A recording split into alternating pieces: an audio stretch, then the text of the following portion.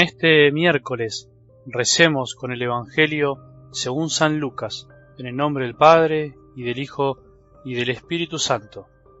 Jesús iba enseñando por las ciudades y pueblos mientras se dirigía a Jerusalén. Una persona le preguntó: Señor, ¿es verdad que son pocos los que se salvan? Él respondió: traten de entrar por la puerta estrecha, porque les aseguro que muchos querrán entrar y no lo conseguirán. En cuanto el dueño de casa se levante y cierre la puerta, ustedes desde afuera se pondrán a golpear la puerta diciendo: Señor, ábrenos. Y él les responderá: no sé de dónde son ustedes. Entonces comenzarán a decir: hemos comido y bebido contigo, y tú enseñaste en nuestras plazas. Pero él les dirá: no sé de dónde son ustedes, apártense de mí todos los que hacen el mal. Allí habrá llantos y rechinar de dientes, cuando vean a Abraham, a Isaac, a Jacob y a todos los profetas del reino de Dios, y ustedes sean arrojados afuera.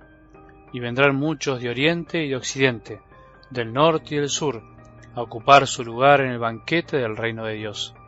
Hay algunos que son los últimos, y serán los primeros, y hay otros que son los primeros, y serán los últimos.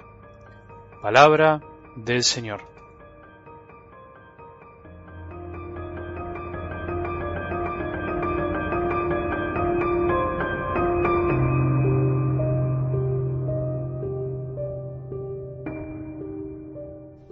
Yo nunca necesité nada, nunca le pedí nada a nadie, Padre. Siempre pude hacer las cosas por mí mismo. No puedo pedir, me da vergüenza pedir. Me decía una vez un hombre casado, con hijos, que por una injusticia había perdido su trabajo y estaba pasando una situación bastante difícil. Era entendible, obviamente. Es muy complicado pasar por una situación de independencia, de aparente no necesidad, a darse cuenta que de alguna manera no podemos solos, que en definitiva, aunque no nos damos cuenta, de un modo u otro, siempre dependemos del amor de los demás, de la ayuda de los demás, o mejor dicho, necesitamos de los otros. No es bueno que el hombre esté solo, dice la palabra. Este hombre se acercó esa vez para decirme que ya no tenía fe, que ya no creía en Dios por todo lo que le había pasado, porque él no había hecho nada malo, no había robado, ni había sido corrupto, que sencillamente por una cuestión política lo habían despedido y ahora estaba con un juicio a cuestas. Difícil, injusto, pero en el fondo nada nuevo bajo el sol.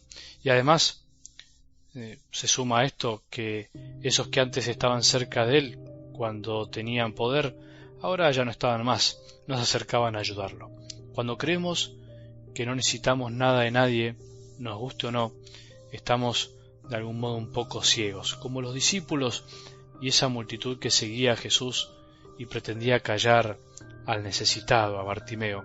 Solo el que se da cuenta que de algún modo siempre necesita algo de Dios y de los demás, en el fondo es el que ve, el que no está ciego.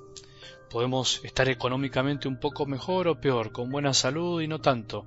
Eso en realidad a la hora de la fe, de la confianza en Jesús, es un poco anecdótico. Lo esencial es saber que siempre necesitamos de Él, estando bien o mal, que cuando todo anda bien nunca podemos olvidarnos que es gracias a su amor, y que cuando todo no está tan bien, cuando todo está mal, no quiere decir que Él no está. No es momento de enojarnos por su supuesta ausencia. ¿Es verdad que son pocos los que se salvan? Dice algo del Evangelio de hoy. ¿Es verdad lo que dicen algunos, que la puerta es angosta y son pocos los que van a pasar? Hoy la pregunta, por el contexto en el que vivimos y la extremada confianza en que da todo lo mismo, con tal de que seas feliz, finalmente todos vamos a ir al cielo, podríamos pensar que la pregunta a Jesús podría ser al revés. ¿Es verdad que son muchos los que se van a salvar? ¿Es verdad que en el fondo da lo mismo todo y que al final de cuentas todos vamos a pasar por una puerta bien ancha, como si no importara nada de lo que hayamos hecho? En realidad, da lo mismo cualquiera de las dos preguntas. No es lo importante.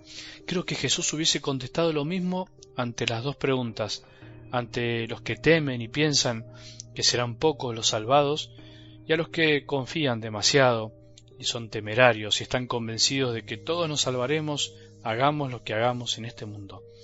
Ninguna de las dos preguntas va al fondo de la cuestión de lo que Jesús nos vino a proponer.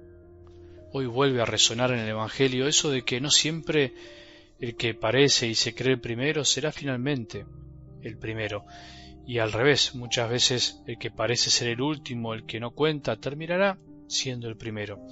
En las parábolas del grano de mostaza y la levadura, es claro que no importa el tamaño ni tampoco que las cosas sean muy vistosas para que den fruto. El mensaje de Jesús es muchas veces un atentado a la lógica de nuestro pequeño cerebro que se cree el primero y finalmente queda último con respecto al pensamiento de Dios. El reino de Dios, decía Jesús, es como un grano de mostaza, chiquito e insignificante, y como la levadura, despreciable pero transformadora.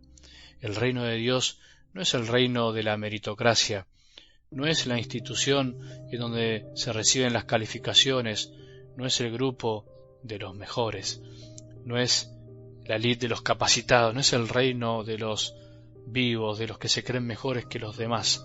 No, no es eso. ¿Cuándo se nos meterá en nuestro pequeño corazón y cerebro esa idea, la de Jesús? ¿Cuándo se nos grabará en el chip de nuestra memoria eso de que para Dios no cuenta el figurar, el aparentar, el decir algo de la boca para afuera, el tener la credencial de cristiano y no serlo, el haber comido y bebido y estado con Jesús, si en el fondo no lo amé, si en el fondo de mi alma fue un negociar con Dios la salvación andando por la puerta ancha?